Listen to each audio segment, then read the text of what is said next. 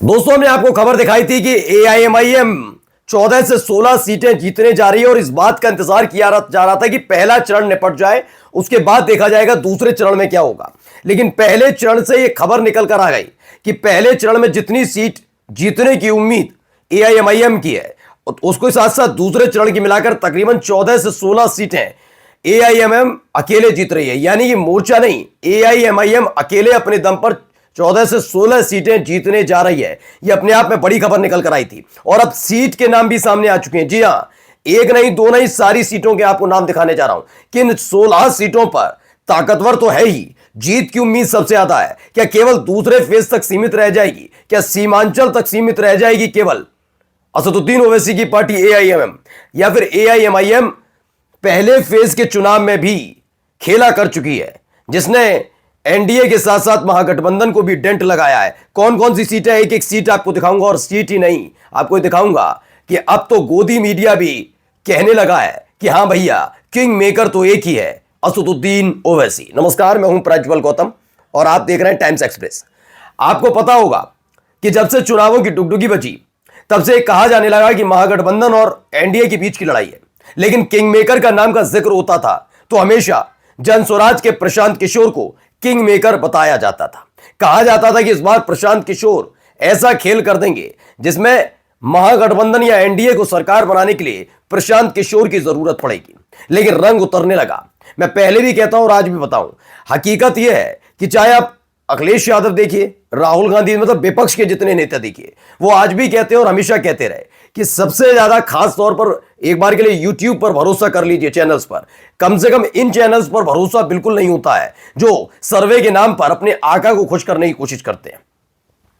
जनस्वराज प्रशांत किशोर की पार्टी जिसे अव्वल बता रहे थे, आज उसका इस पूरे फर्स्ट फेज में कोई नाम लेने वाला नहीं था। क्या आपने कहीं बहुत तगड़ी डिस्कशन देखी प्रशांत किशोर की पार्टी को लेकर? कोई चर्चा देखी? नहीं देखी। चर्चा है एनडीए और महागठबंधन के बाद एआईएमआईएम की, और यह बात तो हम पहले दिन से कह रहे हैं। तकरीबन एक महीना हो गया जब से एआईएमआईएम ने मोर्चा बनाया तब से, और अब देखिए उसी बात पर लौटकर गोदी मीडिया आ रही है। सबसे पहले उन्हीं का अपना ओपिनियन पोल दिखा देता हूं, मेरा नहीं है ये गोदी मीडिया को आखिरकार करना पड़ा। आज तक का देखिए, 2025 बिहार विधानसभा चुनाव, नाम क्या है? जोकीहाट सीट है। जोकीहाट सीट से चारों, मतलब दोनों महागठबंधन, मोर्चा और प्रशांत किशोर, सबकी तरफ से मुस्लिम उम्मीदवारों को उतारा गया। यानी जोकीहाट सीट जो है मुस्लिम बाहुल इलाका है, उस लिहाज से सबने मुसलमान प्रत्याशी उतारे हैं। लेकिन क्या ये मुस्लिम प्रत्याशी एक दूसरे के वोट काट पाएंगे या फिर कोई एक तरफा इस पूरे खेल को ले जा रहा है? तो आज यही दिखाने जा रहा हूं। पहले देखिए पतंग छाप, यानी कि असदुद्दीन ओवैसी की पार्टी एआईएमआईएम, जिन्होंने मुर्शिद आलम को मैदान में उतारा है। 41% आज तक के सर्वे के मुताबिक जोकीहाट की 41% जनता कहती है कि मुर्शिद आलम एआईएमआईएम के प्रत्याशी ही विधायक बने। उसके बाद दूसरा नंबर कहीं जाकर आता है 28% के साथ जेएसपी यानी जनस्वराज पार्टी का। प्रशांत किशोर की पार्टी ने सरफराज आलम को मैदान में उतारा। एक तरफ मुर्शिद आलम, एक तरफ सरफराज आलम, इनको उतारा। लेकिन 28% लोग कह रहे हैं कि सरफराज आलम को विधायक बनना चाहिए। ये 13% का जो अंतर है जनस्वराज के प्रत्याशी और एआईएमआईएम के प्रत्याशी का जोकीहाट में, ये बहुत अलग है। 13%, 13% का ये रेशियो पाटना बहुत मुश्किल हो जाएगा। वो भी तब जब मात्र 3 दिन रह गए और चुनाव के लिए, तो बड़ा मुश्किल हो जाएगा। ऐसे में 28% लोग कहते हैं जनस्वराज के सरफराज आलम बने, लेकिन 41% मुर्शिद आलम के साथ है। देखिए तीसरे नंबर पर कौन है? जनता दल यूनाइटेड ने भी आलम साहब को उतारा। नाम क्या है? मंजर आलम। मंजर आलम को जेडीयू ने उतारा है। अब खास बात यह रहेगी कि अगर जो ईवीएम है उसमें पूरा नाम लिखा होना चाहिए। मुर्शिद आलम तो मुर्शिद आलम, एम आलम तो मंजर आलम भी हो सकते हैं, एम आलम हो जाएंगे, ये नहीं होना चाहिए। इसका खास ध्यान रखना है। इसलिए मंजर आलम को उतारा है जेडीयू ने। क्या कह रहा है? 19% लोग कह रहे हैं कि जोकीहाट का विधायक मंजर आलम को बनना चाहिए।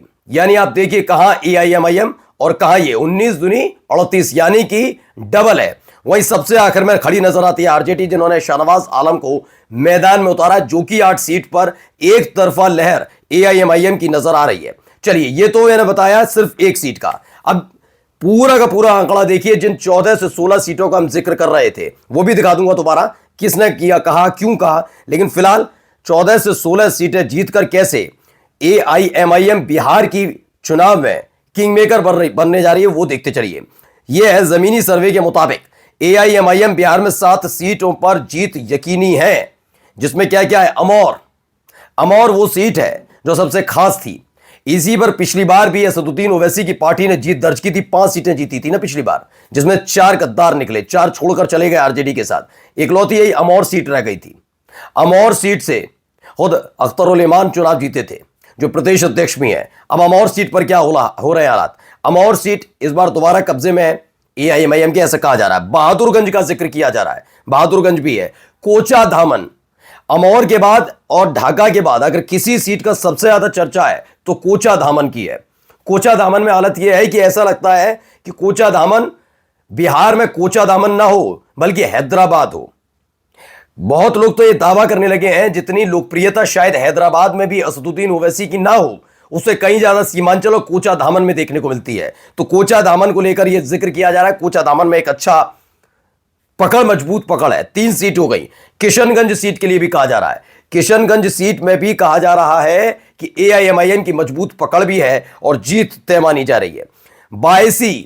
बायसी में भी माना जा रहा है 5वीं सीट है जो एआईएमआईएम जीतती नजर आ रही है, ऐसा दावा। एक बलरामपुर बारसोई है। बलरामपुर बारसोई का 2 दिन पहले भी मैंने सर्वे दिखाया था, ओपिनियन पोल, जिसमें एआईएमआईएम के प्रत्याशी 60% से ज्यादा लोग, बलरामपुर बारसोई के लोग 60% से ऐसे ज्यादा हैं ओपिनियन पोल वाले, जिन्होंने कहा कि एआईएमआईएम को जीत दर्ज करनी चाहिए ये बलरामपुर बारसोई सीट पर। और आइए जोकीहाट, जिसमें मैंने दिखाई दिया कि मुर्शिद आलम खड़े हैं, 41%। जोकीहाट की जनता कहती है इस बार कोई और नहीं, एआईएमआईएम यानी मुर्शिद आलम। अब 6 सीटों का अलग से जिक्र किया है। इसमें से एक ठाकुरगंज सीट का जिक्र है, अररिया का जिक्र है, गोपालगंज का जिक्र है, कस्बा का जिक्र है, मुंगेर सीट तक, बड़ी सीट है मुंगेर, उसके लिए भी कहा जा रहा है कि एआईएमआईएम उसे जीतने जा रही है। ढाका में भी कांटे की टक्कर बताई जा रही है, लेकिन ढाका सीट इस समय सबसे ज्यादा चर्चा वाली सीट है।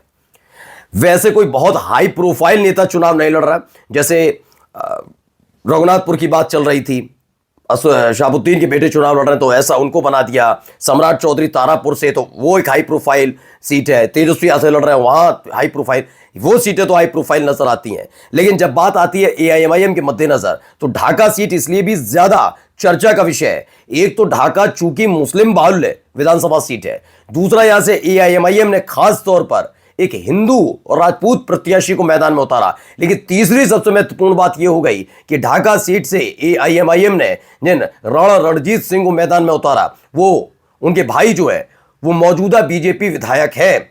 इस लिहाज से यहां की लड़ाई बड़ी दिलचस्प होने जा रही है। और जाते जाते वही वाला मैं फिर से दिखा देता हूं, महागठबंधन 110 से 115 सीटें, एनडीए 95 से 98 सीटें जीतने जा रही है, एआईएमआईएम 14 से 16 सीटें।